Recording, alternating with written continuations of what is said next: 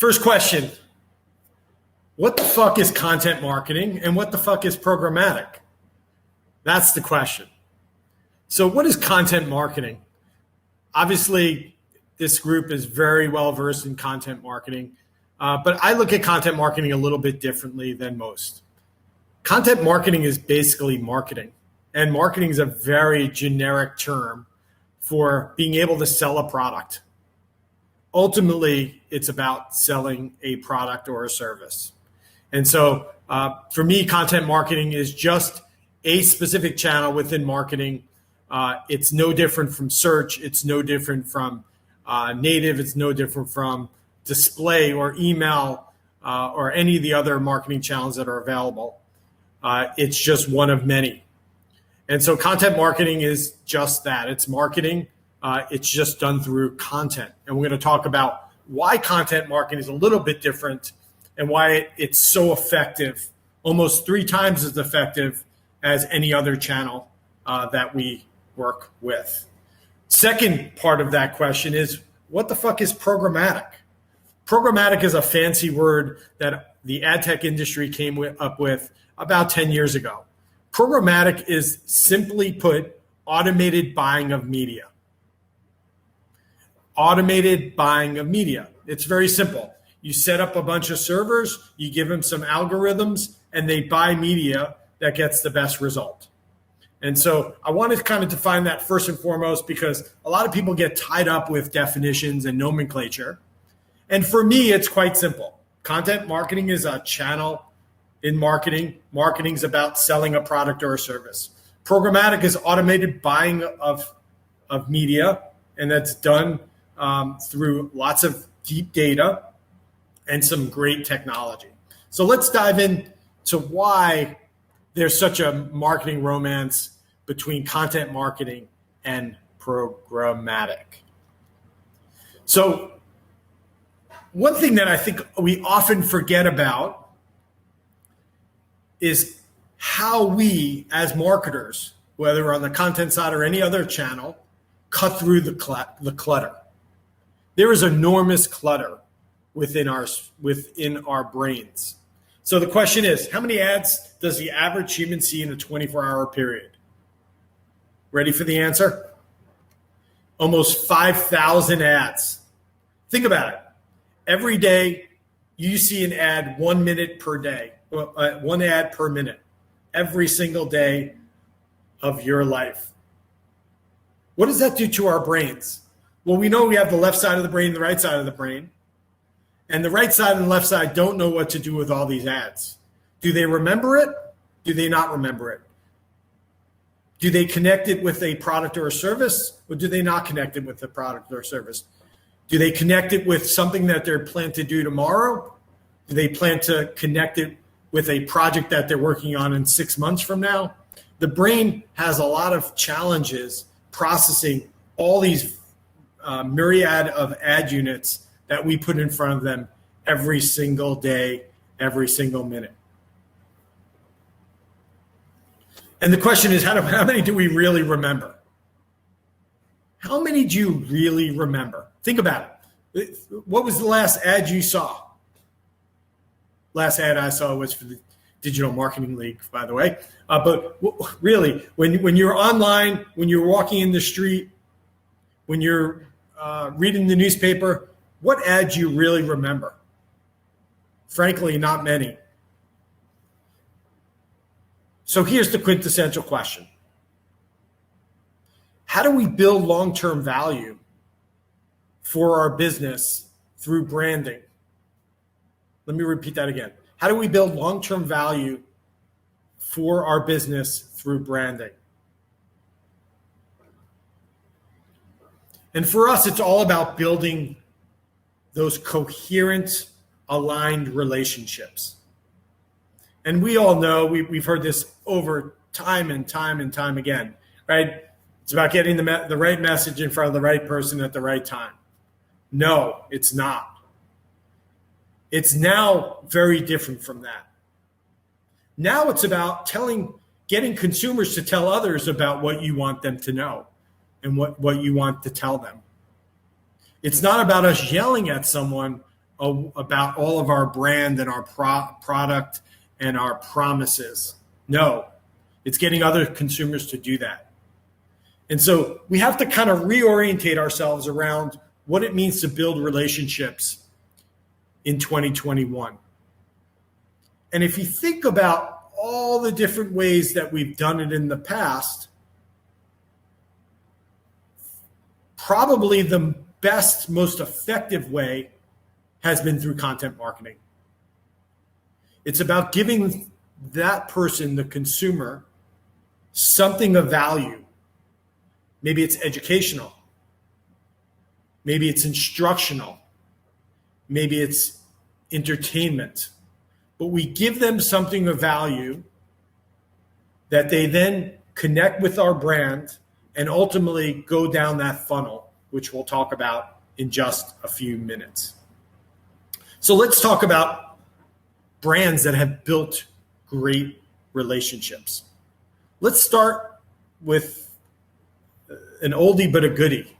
All the soap operas. Obviously, not a lot of soap operas around nowadays, but if you go back 10 or 20 years, most of America was watching soap operas. Why were they called soap operas? Because they were sponsored by the soap companies. And that was the first widespread adoption of content marketing, the ability to give something of value to someone else. Let's evolve that a little bit and go back about 20 years ago to an energy drink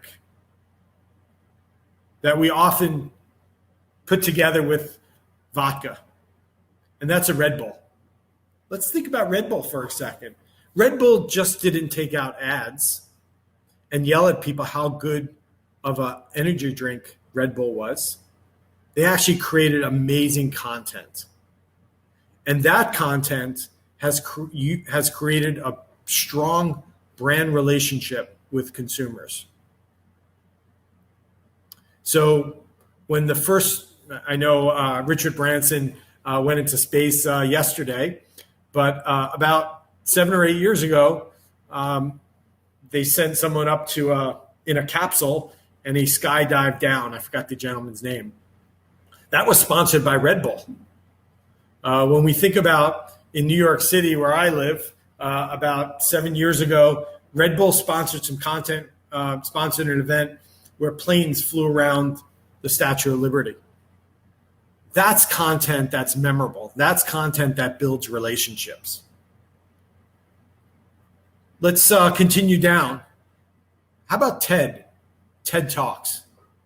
That's about content. That's about building a brand. And they do it better than anyone else. The ability to have speakers who are knowledgeable about a specific topic and speak in an engaging, really amazing way is about building the TED brand. So they've done it as well as anyone. If you have a 13-year-old daughter, you may know this brand, Glossier. Glossier has done an amazing job of producing content, which is then distributed through many social channels, from consumer to consumer to consumer. Glossier has done an amazing job. How about Gary Vee? Many of you may have followed Gary Vee. This guy puts up 20 to 30 pieces of content a day across all these social channels and basically provides amazing content to his audience. Another great person who's built relationships with people based around the content that he or she produces. And last but not least, let's talk about the Kardashians. The Kardashians have built their entire fortune on building a brand, and they've done it through content marketing, right? Their TV show, right, was all about content marketing. When you ask Kim Kardashian to post something on Twitter or Instagram and it costs you $1 million, that's all about content marketing. They've nurtured their brand to create these relationships with others. And so today, it's not about yelling at people about what you want them to hear about you or your brand. It's about getting consumers to talk about your product or service with others in their network. And so engaging customers along their journey is really important. And we think about this at PulsePoint all the time because we see these consumers all along their journey. We see them, let's take a health example, for a moment. We see when someone is online and they're searching for content around smoking cessation, they want to stop smoking. Well, we know that first content that they read is a pretty good indication of what they want, what their intent is, right? But that's a kind of, they're introducing themselves to this notion of stopping smoking. But then they're going to go through this very multi-dimensional journey to eventually end up on a product page that sells them a smoking cessation drug. And they go through a number of different processes to get there, from awareness to evaluation to ultimately buying and purchasing that product. And so there's a path to purchase. How is this product creating value for me, someone who wants to stop smoking? And what's the path to passion, right? How do we maximize that person to get to that purchase decision? And what we know from PulsePoint and understanding a patient journey is someone who wants to stop smoking is generally having a life event. So let's talk about what that life event could be. In a lot of cases, what we see is someone who's looking at smoking cessation content is also looking at having a new baby. And so they're having a new baby and they want to stop smoking. That's the path to purchase and the path to passion. And having the ability to incubate this data and connect the dots on this data and do it programmatically allows us to engage consumers all along their journey. But it starts with great content. That person ending up on a page around smoking cessation that gets them on that path to purchase and that path to passion. So content marketing and programmatic, this is the new bromance. This is the new bromance. And let's dive in a little bit to talk about how these work together. So first, it starts with branded content. And we know our friends at Textbroker produce great content for many, many brands. And so it's first about creating great content, engaging content, content that's meaningful, content that's not selling a product, but is sharing information. Once you have that branded content, then it's all about distribution, right? How do you find the person who wants to read and engage with that content? Third, you have to do something what's called sequential storytelling. What's sequential storytelling? Well, let's go back to the example I gave just a few moments ago. It's around that person who's looking at stop smoking, right? So how do you, from the point they enter the funnel and they're reading content around smoking cessation, how do you tell them a story along the way? So maybe a day later, they're back on your website. Instead of showing them the same content, you have dynamic content because you know that this gentleman is back on your website. So instead of showing them the same article, you show them a different article about how other people have stopped smoking. So you're telling a story along their journey. And eventually, what that ends up in is full funnel engagement. So you get the branded content, you have the distribution, you tell that story, and then you pushing that person down into the funnel to eventually buy your product or your service. So content and programmatic technology work side to side to allow you to take all that branded content that you spend lots of money producing on making sure that you share with the right people at scale in their right path to purchase and path to passion. So let's talk about what the path to brand love is.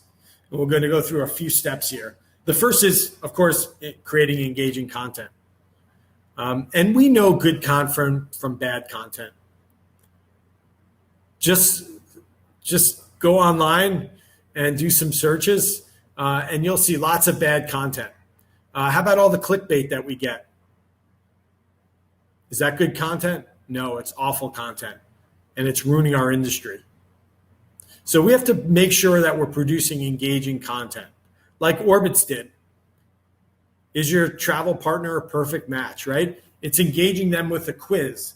And with this quiz, they're aggregating lots of data points so that when this person who takes this Orbitz quiz goes on their journey to purchase a travel package, they have lots and lots of information in which to sequentially storytell to this individual. So step one, of course, we know create engaging content. Step two, find the many. I remember having a conversation around 7 or 8 years ago when I was talking to someone about content marketing, and they said, "Oh, we spend thousands of dollars a month producing content." And I said, "That's wonderful. I see you've bought into content marketing." And then I asked him the next question, which is, how many people are reading the content? And he goes, "Well, that's where we have the problem." I said, "Okay, why do you have that problem?" He said, "Well, we put it on our blog, and not many people are coming to our blog to read it." So when we think about producing great content and spending all that money towards producing that great content, and then we don't find the right audience for it, we're falling short of our expectations and creating that path to brand love. So programmatic allows you to create an automated system to buy media to find the many. And it's not the many that you really want. It's the many that are important, right? Those people who have a path to passion or a path to purchase.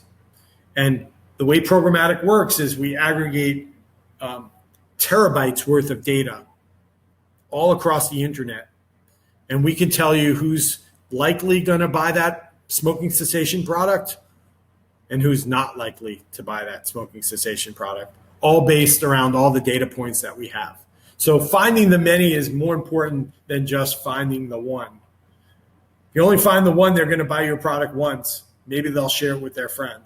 If you find many and many people buy it and they share it with their friends, then you get the multiplier effect. Third, check in to make sure it's working. This is a common mistake we see. It's getting better, but still not where it needs to be. Too many marketers are all about creating that message rather than looking at the analytics to discern whether the money that they're spending finding the right audience is working. And so you want to make sure you have a great partner who has great analytics. And it's not just about aggregating all this data. It's about interpreting this data. And so you have to really make sure that the company you're using to produce your content, distribute your content, measure your success, gives you the right data, not just any data. And we'll talk about that in a few minutes when we talk about things that people do that really sabotage their content marketing and programmatic initiatives. So we can't virtually raise our hands here, but I'm sure a lot of you do a lot of content marketing. That's why you're on this Textbroker conference. And then the question is, how many of you buy or sell programmatically? My guess is there's a lot more on the left side than there are on the right side. And let's talk about why this is important. Many of you distributing your content programmatically. The question is, how are you doing that? And how are you being differentiated with this? So many of you may recognize these images. It's Tony Bennett on one side, Lady Gaga on the other. About 5 or 6 years ago, they decided to go on tour together. Now, Tony Bennett was probably 85 at the time. Lady Gaga was at her peak, wearing her steak dress and whatever she's wearing in that picture. It looks like Kermit the Frog, all beat up. But they decided to go on tour together. Why would you put these two on tour? They're diametrically opposed. One's vibrant and young, one's older, more mature, and connects with an older audience. Well, what they found is when you put these two together, they create magic. And that's exactly what content marketing and programmatic is all about. It's taking two very distinct areas, putting them together and creating magic. Let's look at how we do that. So when you put content marketing and programmatic together, you have to think about three different things. The first is the strategies, right? What do you want to achieve? What do you want to achieve with your content marketing strategy? Is it upper funnel? Is it lower funnel? Do you want to sell a product? Do you want to create brand awareness? What are your objectives? Is it direct response or is it branding?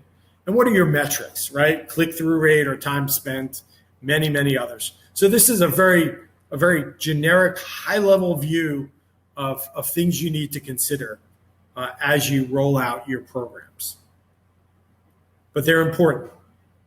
So when you think about strategies, too many people jump in, they sign up for Facebook, and they start advertising and pushing people to their content on their own domain.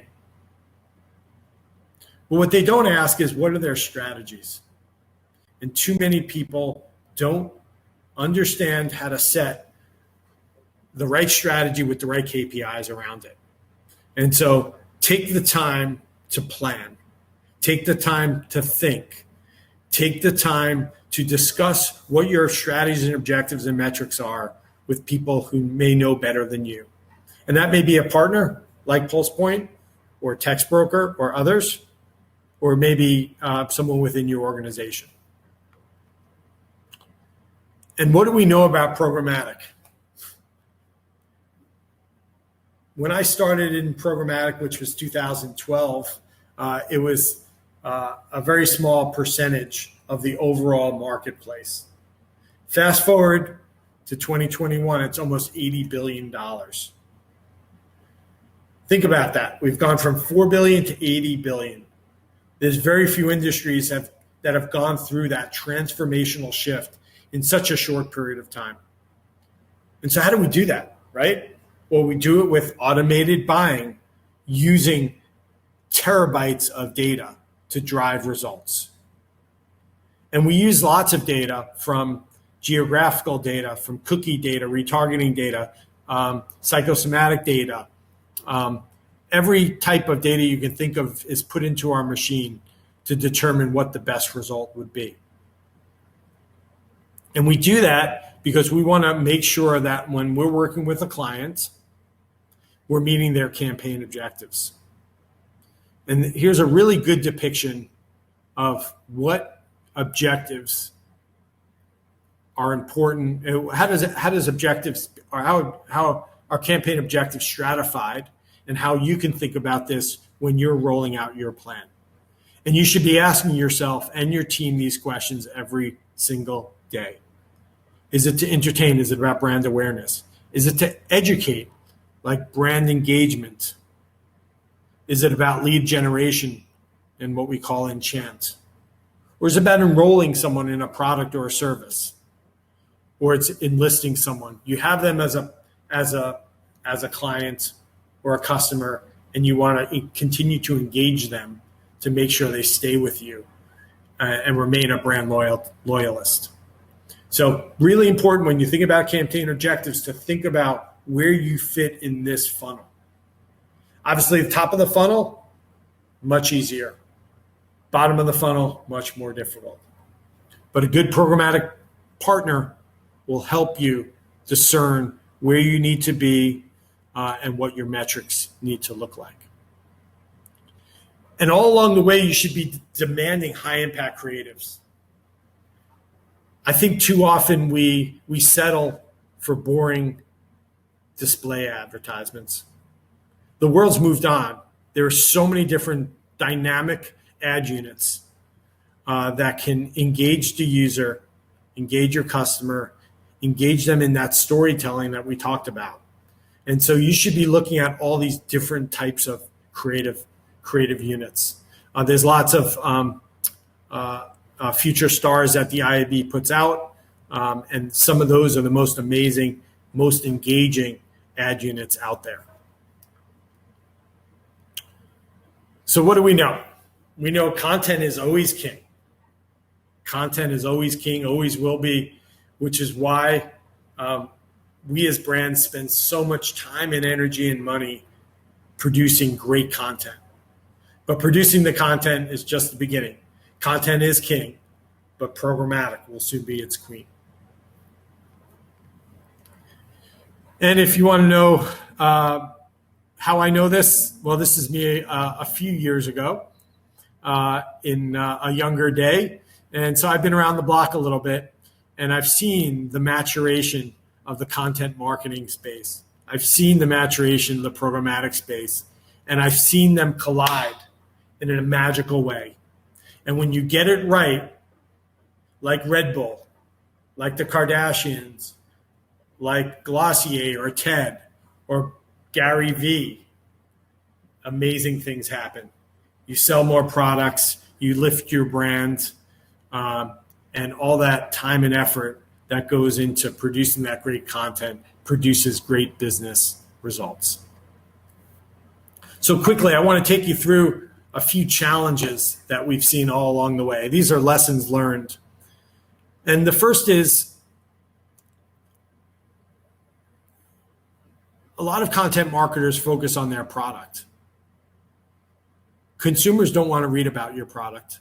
They want to read about the value of your product or the value it brings to them, right? So it's one thing to produce content. It's another thing to produce content that adds value to the user or the reader. And so first and foremost, make sure your content is engaging. We'll talk about A/B testing in just a second. Make sure your content is engaging. Make sure that when you bring someone back from Facebook or Instagram or TikTok or Snap, that you bring them to a landing page that is actually tailored for them, personalized for them, dynamic to them. We have all the data and we have all the technology to be able to do that. You and me shouldn't get the same message. That was good in 2010. It's not so good in 2021. So make it engaging, make it dynamic. And lastly, and I know the last speaker spoke about this, you have to make sure you have a great user experience that leads them to read and engage with more of your great content. So make sure to take this approach where it's not just talking about the product, but you're talking about the value that you're creating for the reader. And then you encourage them and have a great UI to get them to read and engage with your brand and content even more. The second is fragmented distribution. We deal with this every single day. We have brands who come to us and they say, we've been using these 17 platforms and we pay enormous amounts of money in service fees to try to reach the right audience. Most great programmatic platforms, and Google's one of them, Facebook's one of them, PulsePoint, I think, is one of them, particularly on the health side. We unify that experience. We unify all the distribution. So if you want to buy, media across Facebook and Snap and Instagram and all the native websites and all the social websites and email channels, you can buy it through a platform like PulsePoint. We have a simple UI. You buy it, and we will optimize against all those channels to maximize against whatever KPI you have set for that initiative and campaign. So, but don't get caught up in that you need 17 different platforms. Make your life easier. Unify it. There are lots of platforms that do that and do it really well. Unless you have hundreds of people sitting around who you can deploy reading spreadsheets and logging into platforms, there's no need to do that today. platforms have been unified, and you should be able to do that relatively easy. Another challenge that we often see is marketers and brand companies often set their targets too narrow to begin. So they want to find people who have diabetes, who are left-handed, who live in the northeast section of Chicago, who've looked at 3 pieces of content over the last 4 days, one on WebMD, one on Healthline, one on Everyday Health. Well, you have about 4 people who've done that. So you have to kind of pull back and let the technology and the algorithms and the data really maximize what you're looking to do. I know you've been taught over the course of the last 10 or 20 years, however long you've been marketing, that start really narrow. But with programmatic, you don't have to do that. Within a couple of days, your audience will be found, and you can measure how that audience is being engaged with and what they're producing in terms of click-through rates, what they're producing in terms of scroll-through rates, or better yet, business results like buying your product or service. You'll figure that out within a few days. And so don't be too specific. Be wide in your distribution, and then over time you can start to narrow that focus.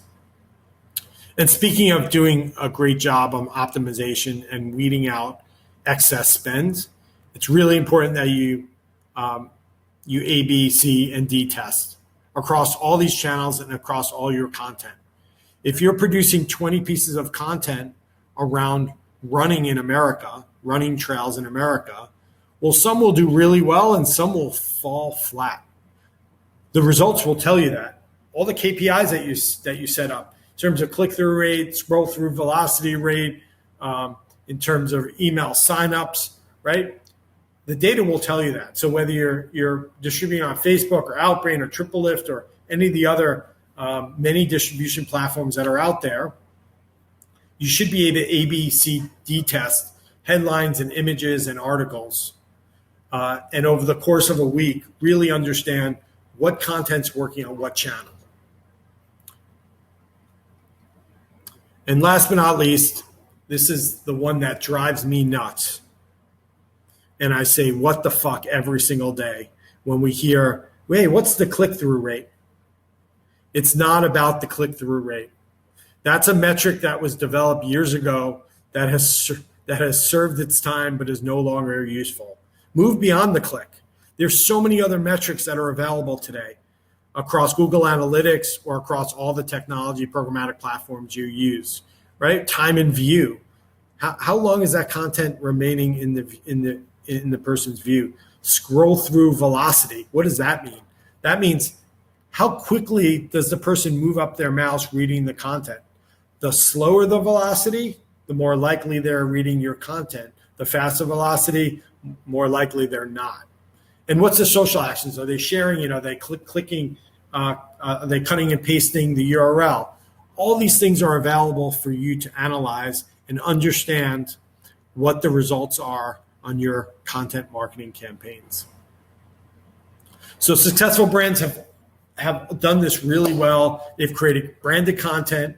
They've combined that with distribution, and they've level set with sequential storytelling, the ability to tell stories over time.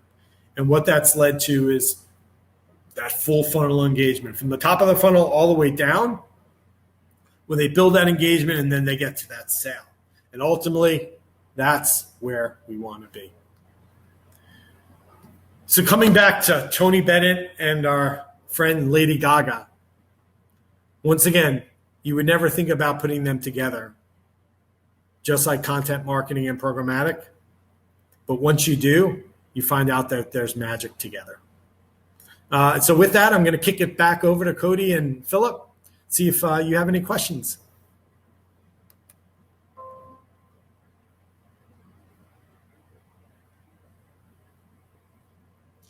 Awesome.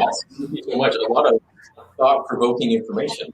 I definitely got a lot out of that presentation. A lot of stuff that I thought of on kind of more of a superficial level that I think provoked some more in-depth conversations. So we definitely appreciate you coming on board for the Digital Marketing League, giving your presentation. I know we have some time for some Q&A, so I will turn it over to Philip. I know he had some questions, and then as they come in, I'll read the questions to you.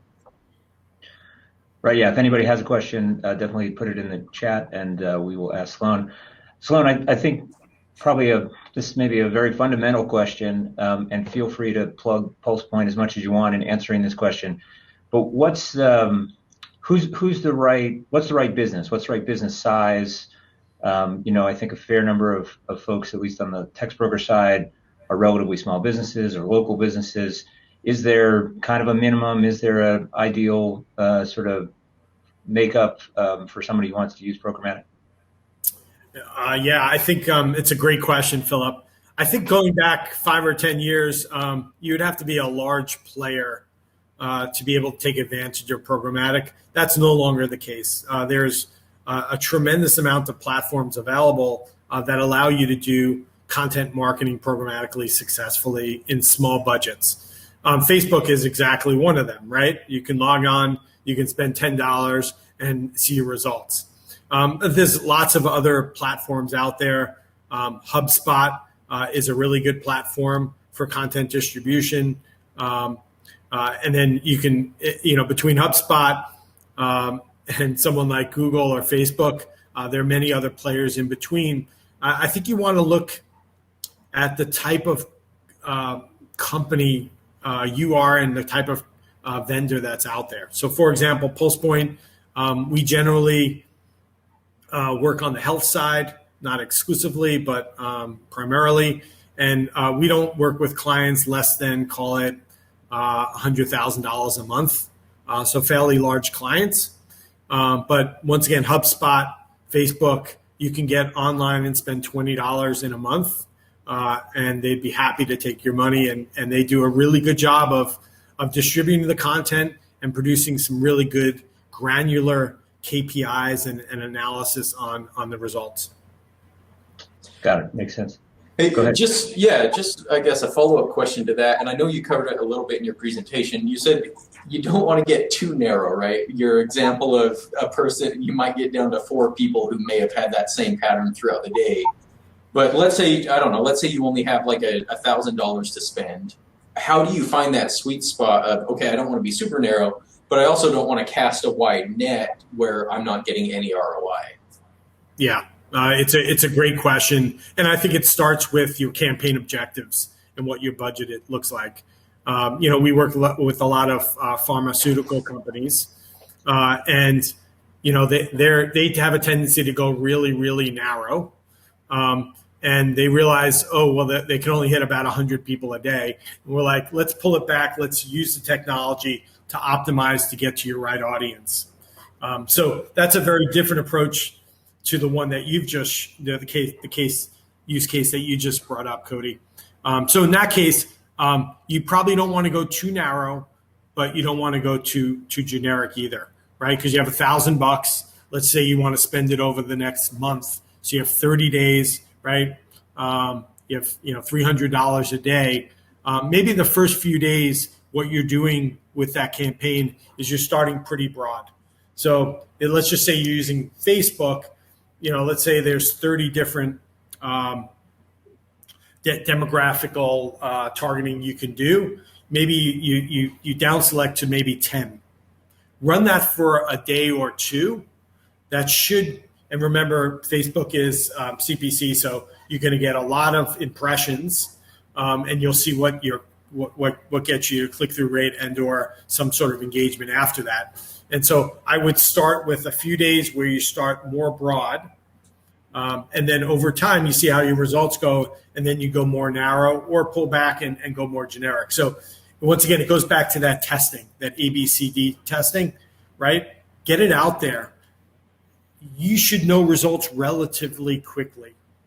It used to take, a month or two to get results in the old world. Now it takes a couple hours. Or if you're running enough scale, it's a couple hours. If you're not running big budgets, it'll take a day or two for the algorithms to go through their motions to get you to that right that right segment and that right target audience. Cool. Yeah, I think that actually answers perfectly what kind of my question was in terms of finding the audience. And it kind of brings me back. I know Philip mentioned when we started this Digital Marketing League off about, creating personas for your business and basically knowing who your audience is. And I think you covered that in your slide about don't go after just the one, go after the many. But is that something that you do, or would you recommend companies before they contact somebody like you to do their own research into finding, okay, what are your personas? Who are your typical clients? Yeah, it's a good question. I think a lot of people may respond with an answer like, well, it depends on if you have a big budget or a small budget. I think that's bullshit. I think fundamentally, you should know who you're targeting, right? Even if I'm working with a really small company right now, they're testing a pretty cool new kind of revolutionary tool, toothbrush.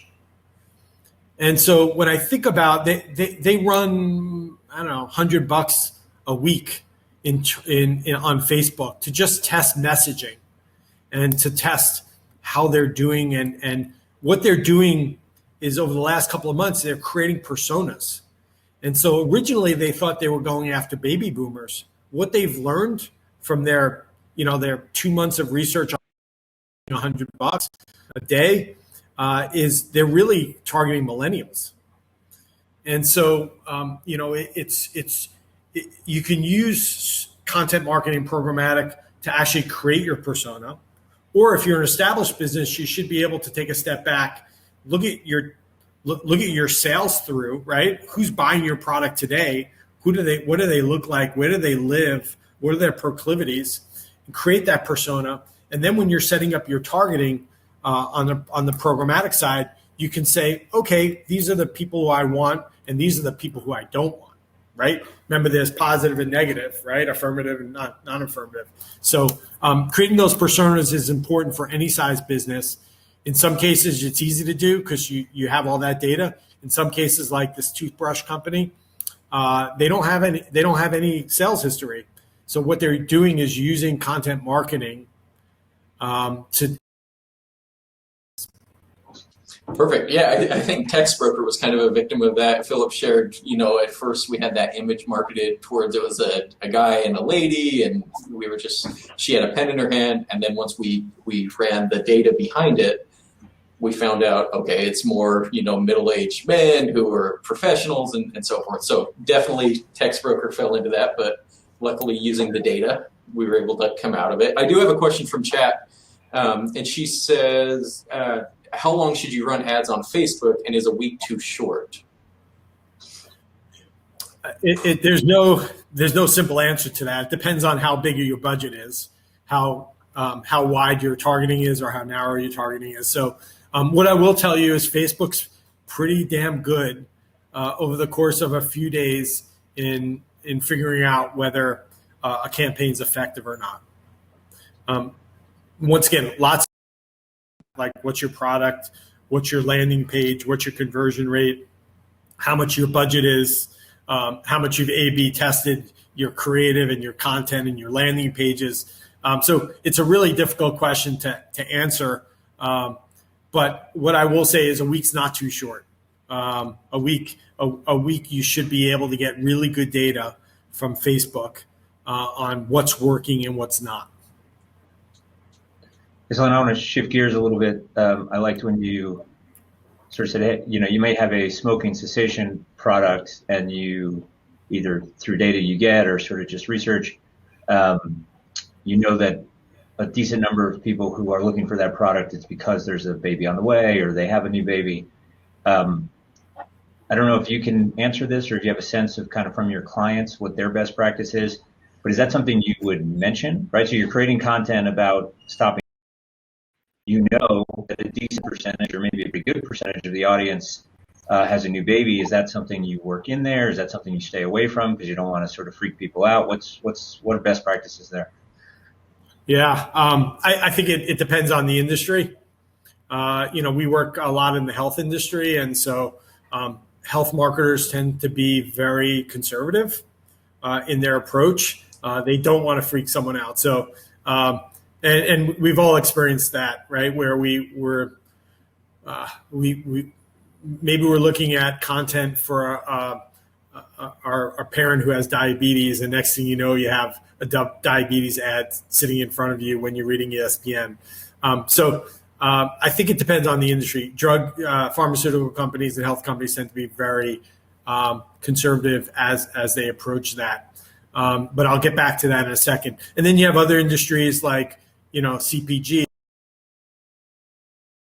They're a lot more liberal in how aggressive they'll be towards hitting their target audiences. And so let's go back to that health scenario again. I think people are much more comfortable today that with cookies and companies targeting them. And we found that we've done a lot of research on this, as many other companies have done. And the younger you are, the less concerned you are about privacy. It's really old folk who are really concerned that they're being targeted and that the drug companies know that they're John Smith and not just an ID in some database. So with that, I think like CPG companies are using all of that data better target their products and using content to do all that sequential storytelling. And so today, the amount of data that we have available, we can now create algorithms to determine A and B equals C.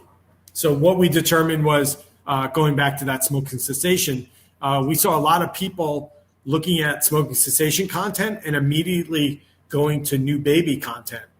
And our algorithms were able to make that connection and say, what's going on there? And then when you look at it, it makes complete sense. You have a life event and it's changing. So as our industry gets more and more sophisticated, not just with A/B testing and with KPIs and things like scroll through velocity rate, but more around algorithms, we're going to get smarter and smarter around how we connect the dots with all this data. And it's going to be really interesting to see what happens over the next few years when you have, what we call the cookie apocalypse or the cookie cliff, where cookies go away and you're relying on contextualization or you're relying on some other identification proxy to determine how to target someone. So the world's going to continue to change, but these algorithms are going to continue to get more and more sophisticated, and that's going to lead to more and better results. Right, that's interesting. You started answering my follow-up question, which is, I agree, right? I think we see that too, that the younger you are, the less concerned you are about privacy. But a lot of the people in Congress or sort of making decisions are older, right? And they've got a concern. Plus, I think Google and Apple and even Facebook to a certain extent are, hey, the right thing to do here is to take privacy more seriously. So yeah, as third-party cookies kind of go away, as some of the tools that I'm sure a lot of your clients use or that you yourself, your company uses, as those go away, do you feel like these algorithms sort of are getting so good that it won't matter? That same kind of level of targeting and getting to the exact right audience will still be as good, or could it even be better, even as some of the privacy regulations come into play? Yeah, it's a great question, and probably the $80 billion programmatic question. I think it's too soon to tell. What I've learned, and I know a lot of folks on this call have learned, is technology and the ad tech and marketing tech space are good at evolving and being agile. And so I can't really tell you what the future holds and whether it's going to be better or worse. But I think I think this cookie cliff is oversold. I think we're going to be able to figure this out. And we're going to be able to do it through lots of proxies. So we talked about algorithms. That's certainly going to be, if you look at what Google's doing with their Flock product, right? They're basically classifying people into categories. It's the same thing as an algorithm. And you can use the Flock like we're using it on our platform. So it's going to continue to evolve. I think, remember, cookies aren't going away. Third-party cookies are going away.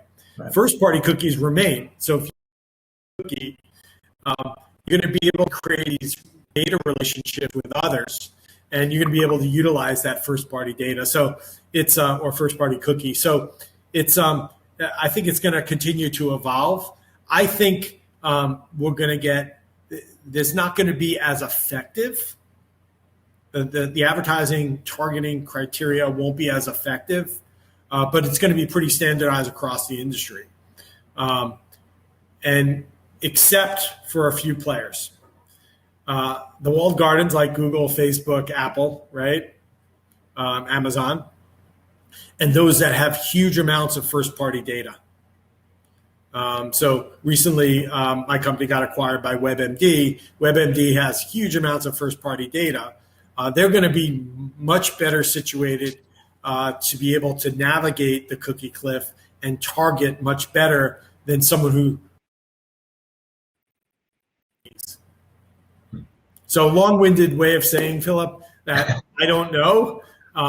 But what I do know is ad tech, martech, our space has an amazing ability to evolve and to continue to serve and delight our clients along the way. Got it. No, that's great. I think, Cody, maybe we have time for one more question.